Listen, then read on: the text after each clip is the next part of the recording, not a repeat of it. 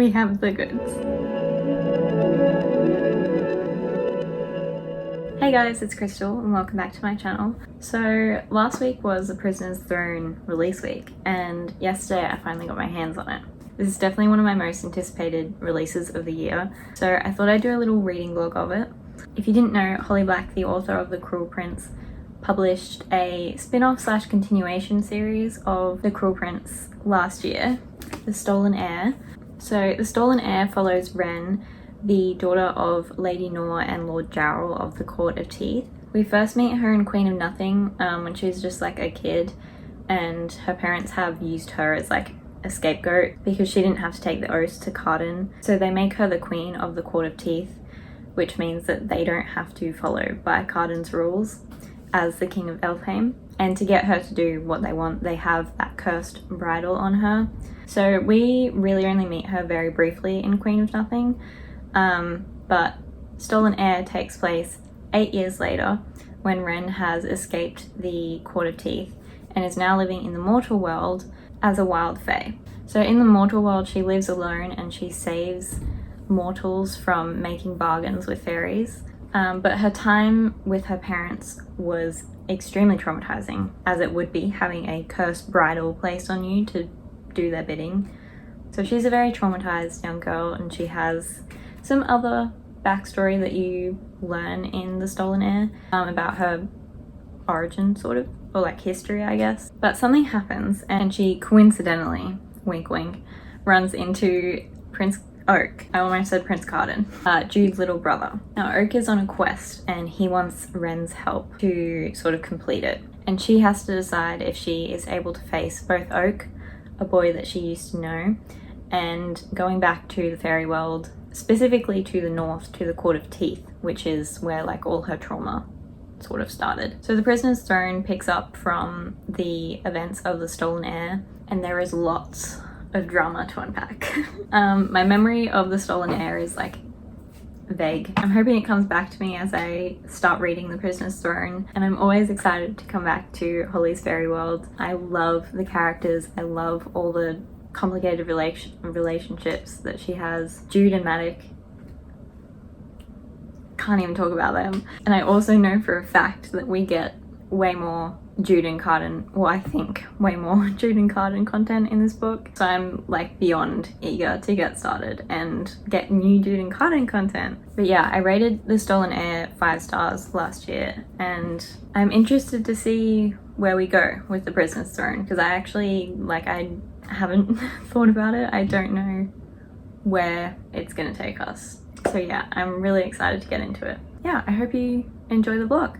I may have to start doing some shuffling around of my bookshelves because there is absolutely no room for me to fit The Prisoner's Throne in here. I have to do some editing and then I think I'll start reading The Prisoner's Throne like around lunchtime, and that'll probably be the rest of my day. I do want to at least start scripting another video today, so yeah, we'll see how it goes. Also, please excuse the hair. It is wash day. I did my best. It's very greasy, so just don't look at it.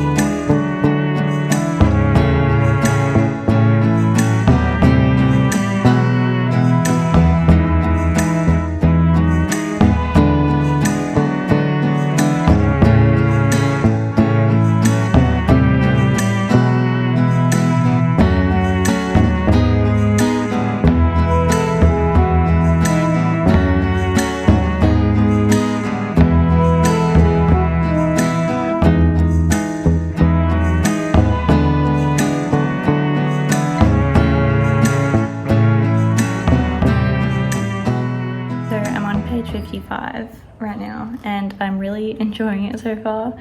Oak is like so funny. I can't remember, but I think in the first book we just had Surin's point of view, and I'm not sure if we're gonna have both in this book or just Oaks, but I'm really enjoying it. He's like I said, he's really funny and like just sarcastic, and he's definitely related to Carden. Definitely got some of his personality from him, that's for sure. So yeah, I'm having fun so far.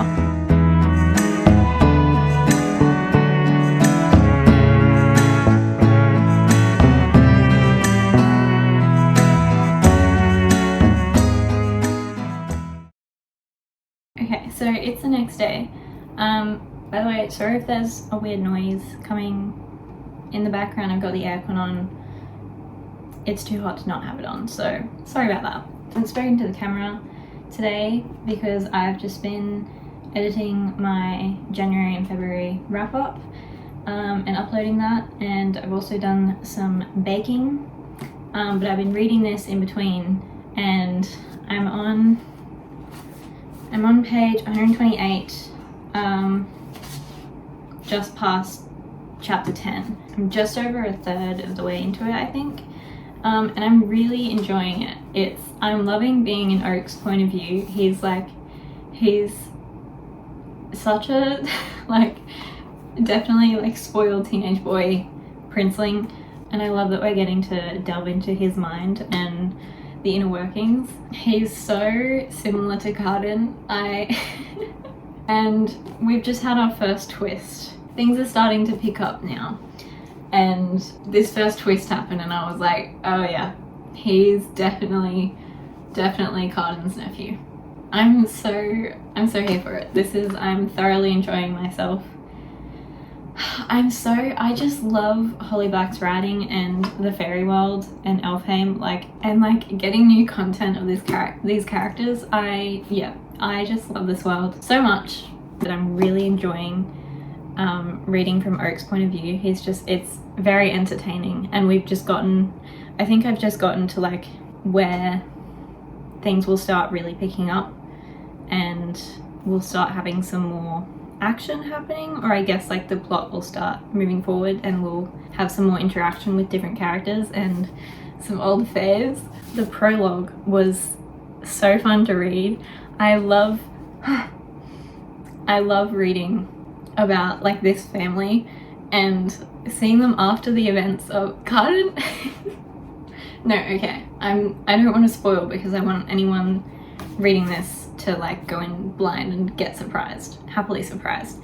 I will say, however, we do have a sword fighting or sword training scene. Sword fight training? I don't know. But anyway, we have a training scene with Oak and Matic when Oak is still like fairly young. I just love that in this family, being terrified of your father killing you during a training session is like a rite of passage. This is horrible, but like I love Maddox's dynamic with all the kids. It's so entertaining to read. He's such an interesting character. I think I said in my Stolen Air review that I was coming to the realization that Maddox was one of my favorite characters from the original trilogy, and honestly that stands true. Like I love his dynamic with Jude, just him as a character and his like thought process and their complicated relationships is so fun to read to me, and I'm excited. I don't know if we'll get much of him in this book or not. I can't remember what happened to him in the end of the Stolen Air and where he is, but yeah, I'm just so happy. I'm chugging through this faster than any other book that I've read so far this year, so yeah, I'm having a good time. I'm really happy.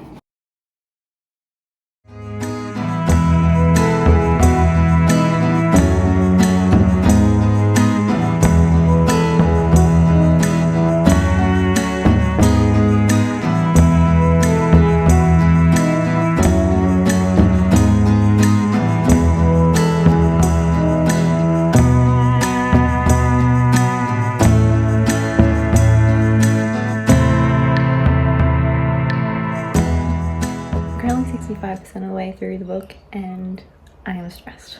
I don't actually know how many books this series is, so I don't know what's happening. I don't know what to expect. I'm assuming this isn't just a duology. I'm really hoping. that I'm stressed. Okay, I have to stop reading right now because I have to have my shower and I have to start getting dinner ready, but things are happening. We are picking up. I'm on chapter 19 and I'm stressed. I looked it up and apparently this is just a duology and I'm concerned. How many pages do I have left? Oh my god. Okay, so I have 100 pages left basically.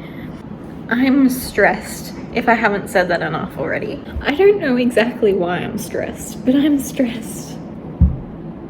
I feel like Oak is like just leading himself to disaster, and I would really love if he would not do that. I feel like things are just gonna blow up in his face, and I'm concerned. I'm really concerned. I have thoughts about this, by the way, like actual coherent thoughts, but I'm too worked up right now to actually talk about them, so I'm gonna put that in like my end of the summary. But I had like one moment of pure bliss and then things are happening and I'm concerned again. I'm stressed. I can't.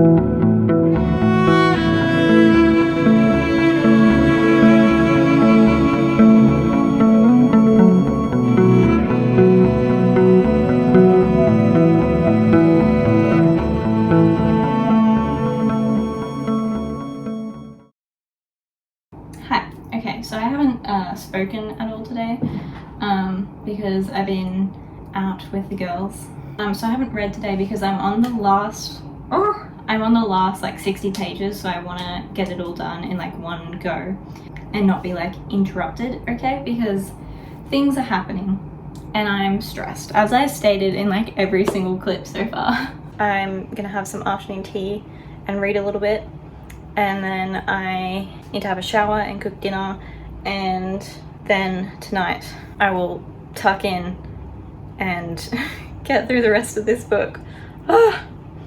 I'm sure things will turn out. I'm sure things will turn out okay.